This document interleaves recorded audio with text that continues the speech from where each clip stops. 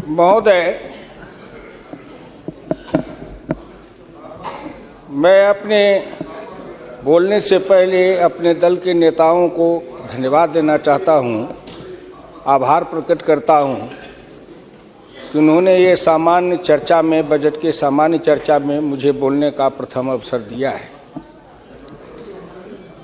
शहर से ही मैं गांव का किसान हूं, गांव में पैदा लिया, गांव में पला, गांव में बढ़ा। किसी तरह से राजनीति के धारा में चलते चलते यहाँ तक मैं पहुँच गया। लेकिन जब कभी मैं खड़ा होता हूँ तो मेरी नज़र वहीं रहती है। चौधरी चरण सिंह जब भारत के प्रधानमंत्री बने तब भी उन्होंने मुझे एक बार कहा था कि हुकुमचंद, भारत का प्रधानमंत्री हूँ, लेकिन दिन में एक बार मेरी नज़र अपने गांव में चली जाती है। वही कच्ची दीवार, फूस का छप्पर, वही कच्चा कुआं, वही गाय, वही भैंस, वही बकरी, वही ज्वार, वही बाजरा। तो जो जहाँ से पैदा लेके आता है, जिस संस्कार में पलता है, आप तो संस्कृत के भी विद्वान हैं अध्यक्ष जी, मनुष्य सब कुछ भूल जाएगा, लेकिन जिस संस्कार में पला है या बढ़ा है वो कभी भूल नहीं सकता है। तो मैं तो उसी संस्कार में पला हूँ, बढ़ा हूँ। मैंने गोबर देखा, मैंने बकरी की गिनती की, मैंने भैंस की गिनती की।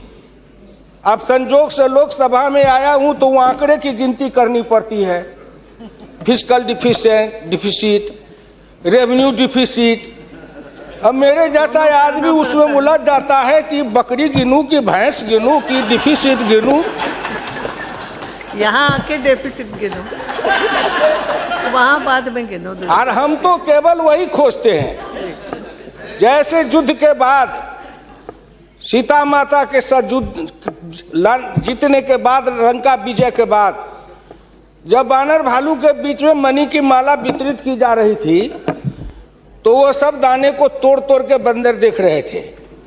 सब हंस पड़े बड़े लोग कि आखिर बंदर बंदर तो है, ये माले क्यों तोड़ रहा है। पूछा कि तुम इस दाने को क्यों तोड़ रहे हो?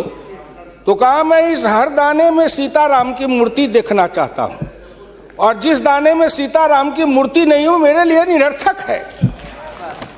तो मैं तो बजट के हर पन्ना को पढ़ता हूं तो देखता हूं इसमें किसान कहाँ है, इसमें मजदूर कहाँ है, इसमें गांव कहाँ है, इसमें हमारे गाय भैंस के चारा दाना का कुछ है कि नहीं है, इसमें मेरे गांव की जो गरीब औरतें हैं जो खेत में काम करती हैं, पसीना बहाती हैं, मिट्टी पानी में सड़ती हैं, उनके शरीर से बदबू निकलता है।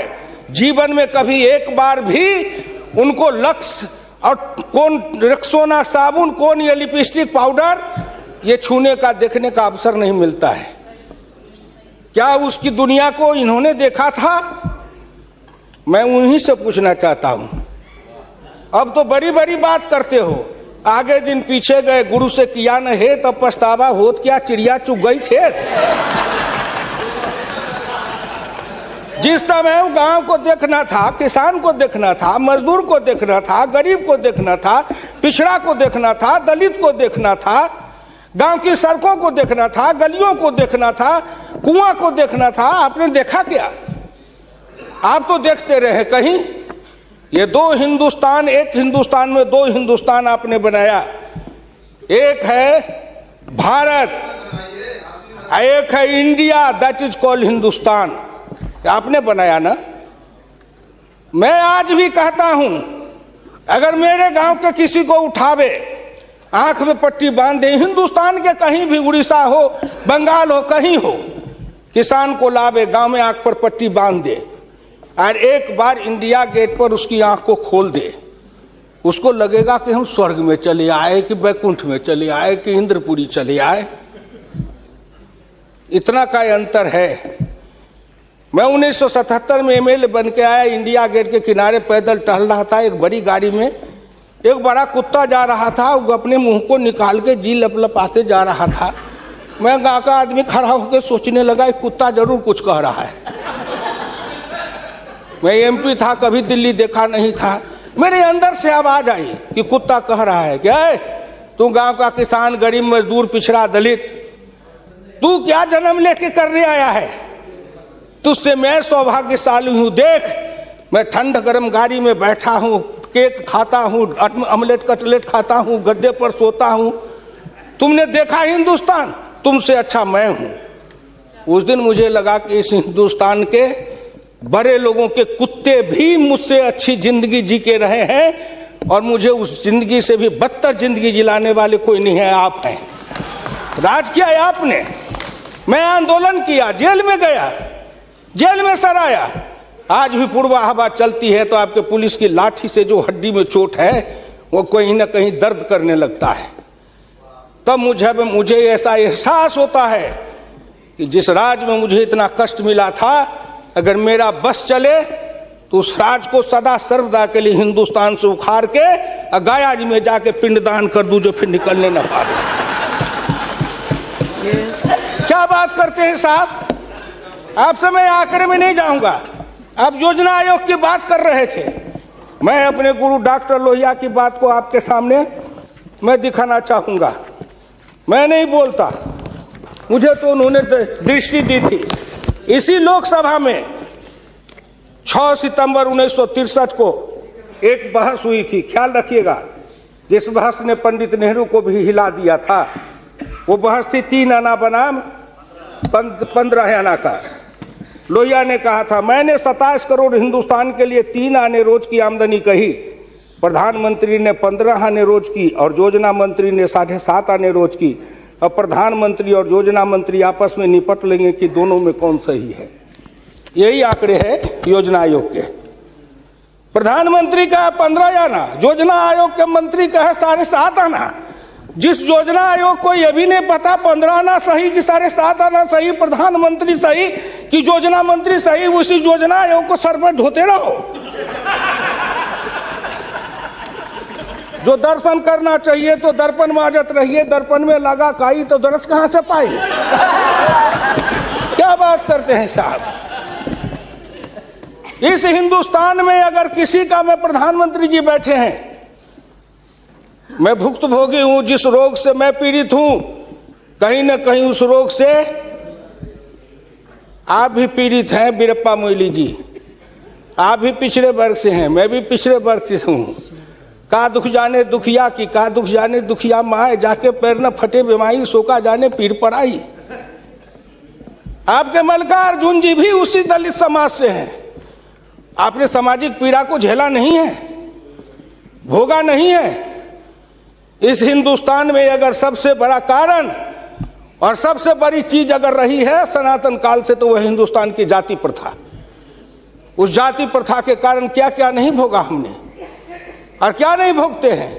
अभी अभी चुनाव हो रहा था, श्री नरेंद्र मोदी जी के लिए कोई कह रहा था, मेरे ऑफिस के आगे चाय की दुकान खुलवा देते हैं, फुटपाथ पर जाओ, चाय की दुकान के लिए दुकान दे देते हैं। और कुछ कहने के लिए नहीं मिलता है लोगों को? नहीं मिलता है क्या?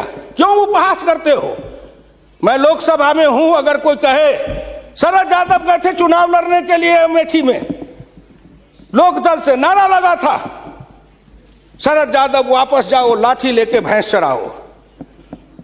कर्पूरी ठाकुर जैसा नाई का बेटा गरीब, जिसके नेतृत्व में बिहार में इतना परिवर्तन किया, वो बिहार का मुख्यमंत्री बना, 27% आरक्षण दिया, हाई स्कूल तक फीस माफ किया, मिडिल स्कूल तक फीस माफ किया, 5 एकड़ से मलगुजारी माफ किया।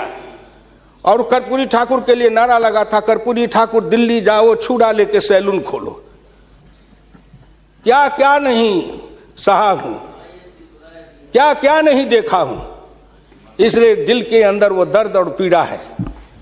क्या फिर कहीं ना कहीं मुझे यह भी लगता है,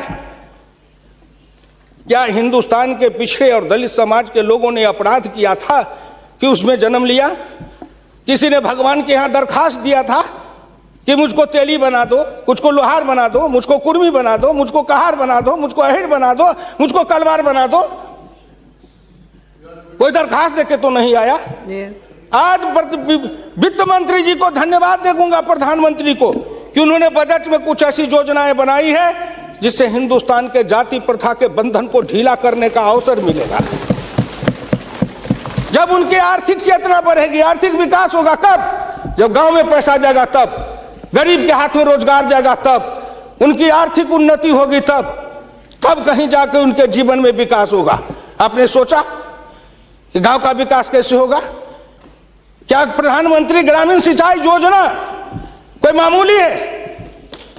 खर्च पर पाबंदी लगाते हुए डॉक्टर लोहिया ने इसी लोकसभा में बहस करते हुए पंडित नेहरू से कहा था, मैं कुछ नहीं चाहता, एक काम कर दो, सारे लोगों के, बड़े लोगों के खर्च पर सीमा लगा दो, आय पर, आमदनी पर नहीं, खर्च पर सीमा लगाओ, इससे अधिक खर्च नहीं करेगा, और उससे जो पैसा बने उसके एक सिंचाई योजना बनाओ और 20 साल का बॉन्ड बनाओ। मैं कुछ नहीं कहता, केवल हिंदुस्तान के हर खेत में पानी पहुंचा दो, हिंदुस्तान की तरक्की हो जाएगी।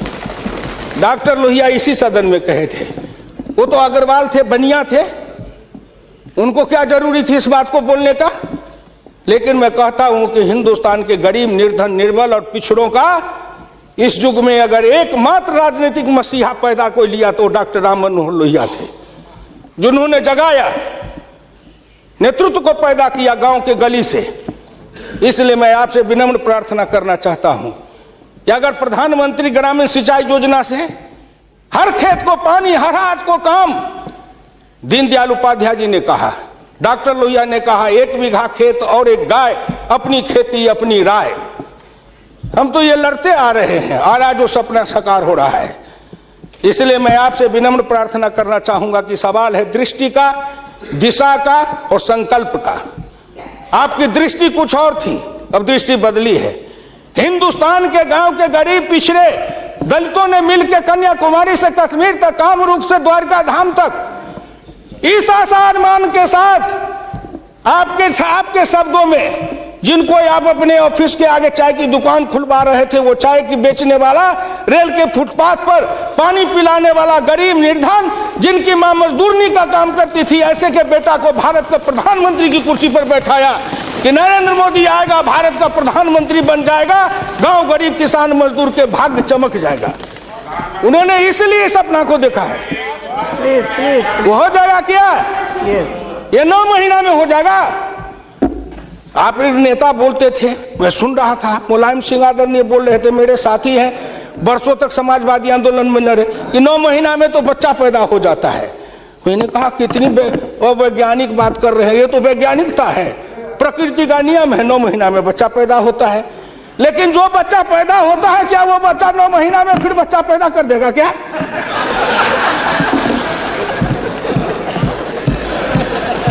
कितनी आप वैज्ञानिक बात बोल रहे हो? इस सरकार का 9 महीना हुआ, 10 महीना हुआ, सरकार पैदा हुई, अब क्या सोचते हो? आप क्या सोचते हो? इसलिए आपसे मेरी विनम्र प्रार्थना है कि संभलो, अभी भी आप संभलिए, प्लीज अभी आप संभलिए। आप बजट को क्या समझते हो? आप बसीर रहिए।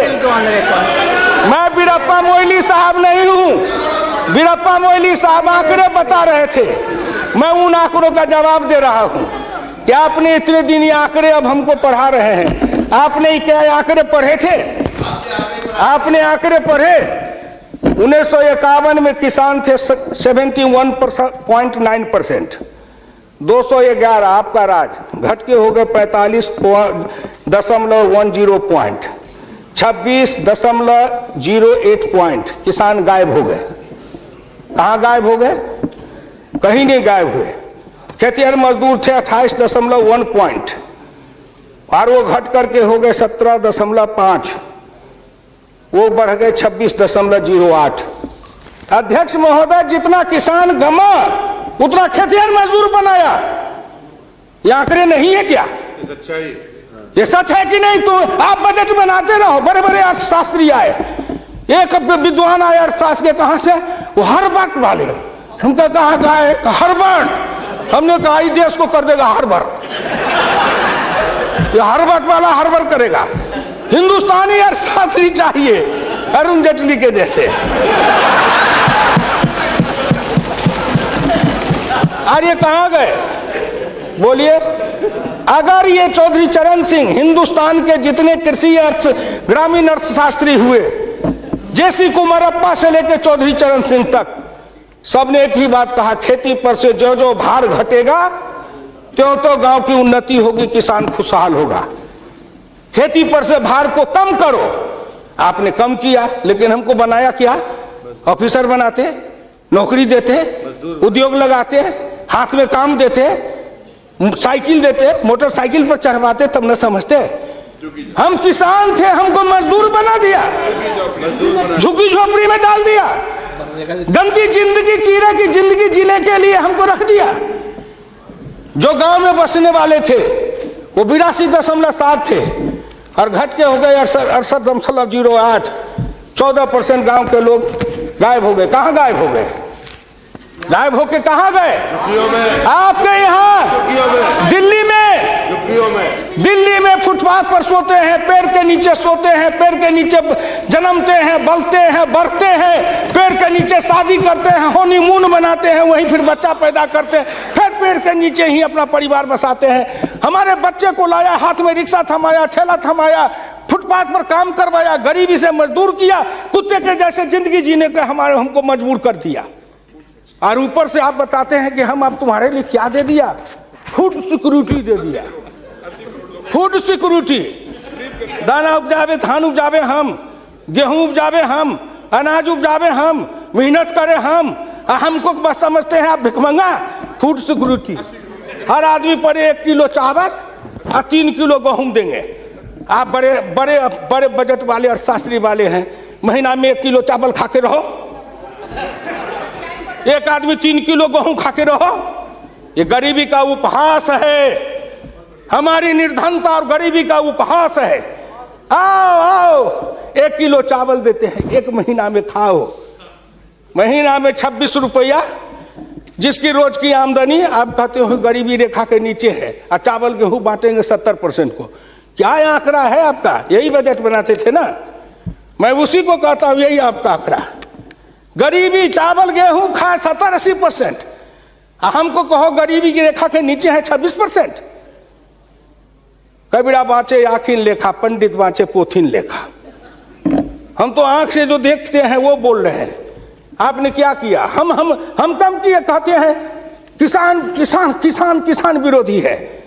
हिंदुस्तान में 90-91 में 185.2 मिलियन हेक्टेयर खेती की जमीन थी, और आपके राज्य में 2011-12 में 182 मिलियन हेक्टेयर हो गई। ये जमीन कहां गई? हम खा गए? हमारे गांव के लोग खा गए? कौन खा गए? जो खाए हो।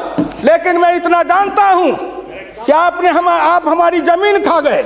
और दूसरे तरफ जो गैर कृषि योग्य भूमि थी 90-91 में 21.22 मिलियन हेक्टेयर, 11-12 में हो गए 26.29 हेक्टेयर। गैर कृषि योग्य भूमि बढ़ी है, कृषि योग्य भूमि का ह्रास हुआ। उल्टे बात कहीं पर निगाहें, कहीं पर निशाना। न कुछ मिले तो कुछ कहिए, न कुछ मिले तो विरोधी में गए तो कुछ न कुछ तो कहना है ना, नहीं तो दुनिया कैसे देखेगी कि विरोधी का काम कर रहे हैं।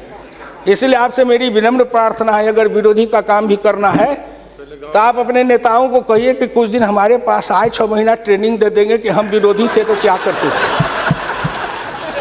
अरे नाटक भी करिए तो किसी डायरेक्टर से सीख तो लीजिए।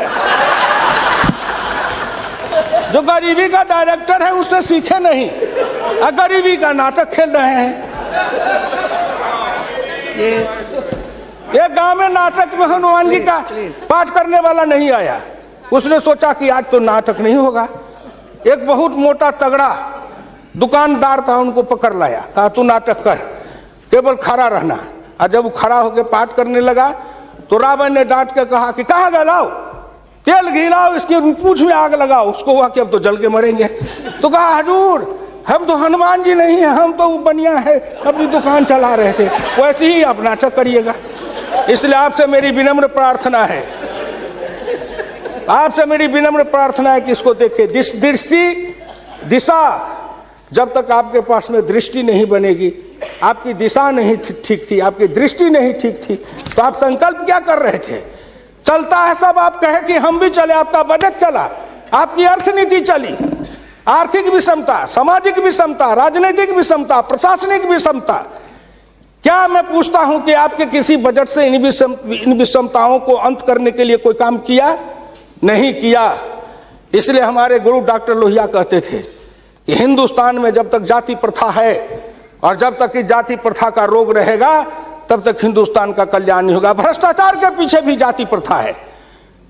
कोई माननीय प्रधानमंत्री बैठे हैं, हिंदुस्तान के अंदर किसी को अगर चाहेंगे कुछ कर दे, प्रधानमंत्री रहते हुए क्या है जो कर देंगे? जिस जात का सरकारी नौकर होता है, मैं भी इतने दिन तक 54 वर्ष रह के देखा, मंत्री रह के देखा, जिस जात का सरकारी नौकर, उसके ऊपर कलम उठाइए तो उसके जात का न जाने कहां से कहां सभी जगह से लोग आ जाते हैं उसको बचाने के लिए। जात पर हमला, अगर किसी बेईमान पर हमला है तो जात पर हमला, किसी भ्रष्टाचारी पर हमला है तो माना जाता है जात पर हमला है। इस जात को तोड़ने के लिए सबसे बड़ा कदम उठाना पड़ेगा। मैं वित्त मंत्री जी को धन्यवाद देता हूं, प्रधानमंत्री जी को, कि कुछ योजनाएं ऐसी आई हैं, लेकिन मैं एक प्रार्थना करूंगा। हमको कहते हैं कि आरक्षण की बात मैं कहता हूं शुरू दिन से, सदन सहमत हो और आप भी सहमत हो तो प्रधानमंत्री जी से कहूं कि तुरंत लागू करिए। लेकिन इसमें सहमति का सवाल है, राष्ट्रीय सहमति, सदन की सहमति, आपकी सहमति। सब आरक्षण मेरा खत्म कर दीजिए, लेकिन एक कर दीजिए, सरकारी नौकरी और सरकारी सेवा, इन दोनों के लिए अंतर जातीय विवाह को अनिवार्य करिए। न रहेगी जाति, न रहेगा बांस, न बजेगी बांसुरी। जातियां टूटेगी, अंतर जातीयता के कारण हिंदुस्तान में एक जाति बनेगी, वह जाति बनेगी भारतीय, वह जाति बनेगी मानव जाति। इन जातियों के रेखा को तोड़िए। इसके लिए अगर कर सकते हैं तो आप सहमत है तो बोलिए। आप कहते हैं गरीब और अमीर मिटा देंगे, लेकिन न्यूनतम और अधिकतम की रेखा तय कर दे, यह सरकार करना चाहे, नरेंद्र मोदी जी चुटकी में कर देंगे, क्योंकि इनका क्या बिगड़ेगा? इनका कुछ नहीं बिगड़ेगा। नरेंद्र मोदी जी अगर न्यूनतम और अधिकतम की रेखा तय करेंगे तो इनका कुछ जाएगा, न परिवार का जाएगा, न बाल बच्चे का जाएगा, किसी का कुछ नहीं बिगड़ने वाला है। लेकिन चिल्लाने लगेंगे तो हम 100 से कम, न 1000 से ज्यादा, समाजवाद का यही तकाजा। बड़े समाजवाद की बात करते हैं। मैं ज्यादा समय नहीं लूंगा, मैं इनको समाजवाद की बात अपने गुरु डॉक्टर लोहिया की पढ़ के सुना दूंगा। और हमारे कुछ समाजवादी हैं, अब वो तथाकथित समाजवादी हो गए हैं। समाजवादी तो रहे नहीं, लेकिन तथाकथित हैं। आप मुझको कह देंगे कि आप भाजपा में चले गए, मैं भाजपा में क्यों आऊं? आपके ऐसे दल बने, इस दल के टुकड़े 1000 हुए, कोई यहाँ गिरे, कोई वहां गिरे। मैं कहाँ दौड़ा फिरता, मैं चला आया भाजपा में। मैं भारतीय जनता पार्टी के नेताओं को धन्यवाद देना चाहता हूं कि हुकुमदेव नारायण 3 बरस से ज्यादा किसी पार्टी को दुरुस्त नहीं रहने देता था। आज 20 बरस से भारतीय जनता पार्टी में अटल अटल खड़ा हूं। इस पार्टी में जब तक कोई ताकत नहीं है, अडवाणी जी में, अटल जी में, नरेंद्र मोदी जी में, इन सब लोगों में जब कोई गुण नहीं है, तो मेरे जैसे उदंड आदमी को 20 वर्ष तक अपने पिछड़े में रख लिया है, कोई साधारण योग्यता है? इस बात को समझो। मैं आखिरी में कहूंगा, अध्यक्ष महोदय, समाजवाद हर किसी से अन्य सिद्धांत की तरह एक होता है थोक, एक होता है फुटकर, एक होता है सगुन, एक होता है निर्गुण, एक होता है सिद्धांत, एक होता है कार्यक्रम। समाजवाद से एक सीढ़ी नीचे उतरो, उस सीढ़ी का नाम है बराबरी। उस बराबरी से एक सीढ़ी नीचे उतरो। गौर करिएगा कौन कौन बराबरी? आर्थिक बराबरी, सामाजिक बराबरी, राजकीय बराबरी, धार्मिक बराबरी। उससे एक सीढ़ी और नीचे उतरो, तब उसके बाद आएगी समता, संपूर्ण समता, संभव समता। तब एक सीढ़ी और नीचे उतरो, तब अधिकतम और न्यूनतम की सीमा लगाओ। यह धार्मिक बराबरी की भी बातें भी की गई है। अगर हम धार्मिक बराबरी पर जी समाप्त करेंगे, अगर धार्मिक बराबरी पर मुझे कहा जाए तो मैं कहने लगूं तो कितनी अपनी पीड़ा सुना दूंगा कि धार्मिक बराबरी इस देश में कैसी है। उसके संबंध में मैं ज्यादा समय नहीं लेकर के केवल आपके सामने मैं सुना देना चाहूंगा। समन्वय दो तरह का होता है, एक दास का समन्वय, एक स्वामी का समन्वय। मैं नहीं कहता, महान समाजवादी अर्थशास्त्री डॉक्टर लोहिया ने इसी सदन में 26 मार्च 66 को कहा था। गौर से शब्दों को सुनिए। समन्वय दो तरह का होता है, एक दास का समन्वय, एक स्वामी का समन्वय। पिछले 1000 बरस के इतिहास से हिंदुस्तान ने स्वामी का समन्वय नहीं सीखा, वह एक दास का समन्वय रहा है। मैं तो श्री नरेंद्र मोदी से सरकार से कहूंगा कि 1000 साल से भारत दास भाव से सांस्कृतिक समन्वय में रहा है। अगर वो स्वामी भाव का समन्वय में भारत आना चाहता है तो क्या अपराध है। इसलिए उन्होंने कहा इस संबंध में खाली परदेशियों को ही दोष नहीं देता, उनके सबब से जितने भी इतिहासकार हैं वे सभी जहर में बिल्कुल घुल जाते हैं। आज भारत के 2 इतिहास के स्कूल हैं, एक डॉक्टर ताराचंद, एक डॉक्टर मजुमदार, एक और है जो दोनों के दोनों इसी समन्वय धारा के हैं, विविधता धारा के हैं। भारत क्या है उसको भूलकर भारत के जो विभिन्न अंग है उनकी तरफ निगाह चली जाती है। क्या बात करते हैं साहब? तो इससे मेरी विनम्र प्रार्थना है सदन से, अध्यक्ष महोदय, मैं हाथ जोड़ के प्रार्थना करता हूं सदन से भी, और इस लोकसभा के चैनल को हिंदुस्तान के करोड़ों लोग देख रहे हैं। मैं उन गांव के गरीबों, किसानों, मजदूरों से कहता हूं, गांव गरीब, मजदूर, किसान, पिछड़ा, दलित और नौजवान, मिलके देश बनाओ, आओ देश बनाएंगे। और नरेंद्र मोदी के प्रधान रहते हुए एक बार नहीं, अगर हिंदुस्तान में आपने जितने दिन रहा, एक बार में तो थोड़ी सी रेखाएं बनाई जाएगी, दूसरे बार में मिट्टी डालेंगे, तीसरे बार में तब न पिचिंग करेंगे। तो हमको भी आपको इतना समय दिया, तो मैं गांव गरीब, किसान, मजदूर, पिछड़े, दलित, इन सब से हाथ जोड़ के प्रार्थना नौजवानों से करना चाहता हूं, आओ कदम में कदम मिलाओ, मिलके हिंदुस्तान को बनाओ, समता लाएंगे, आर्थिक समता, सामाजिक समता, राजनीतिक समता। अगर इन्होंने मुझको 12 रुपया महीना पर जीवन बीमा कर दिया तो बड़े लोगों का कलेजा फटने लगा कि 12 रुपया में सबको जीवन बीमा कर रहे हैं। खेत में काम करेंगे, बीमार पड़ेंगे, मरेंगे, तो हम जिम 1 रुपया, हाँ 12 रुपया साल, 12 रुपया साल, 1 रुपया महीना। तंबाकू का गुटखा भी खाते हैं तो 3 रुपया में मिलता है, उससे भी सस्ता जीवन बीमा इस सरकार ने दे दिया गरीबों को। करेजा तो इसलिए फट रहा है, करेजा में दर्द इसलिए है, इन्होंने जो और योजनाएं चलाई, गाय के पशुपालन के लिए, गाय के उत्थान के लिए योजना, इत्यादि इत्यादि कई योजना है, क्या गिनाऊं। हरि अनंत हरि कथन अनंत। मुद्रा बैंक बनाए, उसमें छोटे इकाई वाले को कर्जा देंगे, छोटी इकाई, वो छोटी इकाई का जो गांव वाला कर्जा खाएगा उसको किसको देंगे ये। इसलिए आपसे मेरी विनम्र प्रार्थना है कि 1 सेकंड में, 1 मिनट में इस बात को कह के खत्म करूंगा। राष्ट्रीय नमूना सर्वे के मुताबिक देश में 5.70 करोड़ उद्यमी हैं, इनमें 11 लाख करोड़ रुपए की पूंजी लगी हुई है, इनसे 12 करोड़ लोगों को रोजगार मिल रहा है। लेकिन इस क्षेत्र के उद्यमियों को पूंजी में कर्ज का हिस्सा केवल 4% है, जबकि अनुमान के अनुसार बीते 22 वर्षों में बड़े उद्योग में 50 से 60 लाख करोड़ रुपए की पूंजी लगी हुई है, इनसे मात्र 22 लाख लोगों को रोजगार उपलब्ध है। ये छोटे उद्योग, फरहरी को, लोहार को, कुम्हार को, हजाम को, ये जो छोटे छोटे, ये जाति छूटेगी इससे। जाति आधारित हिंदुस्तान में पेशा है और पेशा के आधार पर जाति बनाया गया।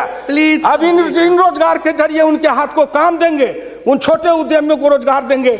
इनके कलेजा में दर्द हो रहा है कि नरेंद्र मोदी आया है, मुद्रा बैंक बनाएगा, गांव के गरीबों के हाथ में रोजगार जाएगा।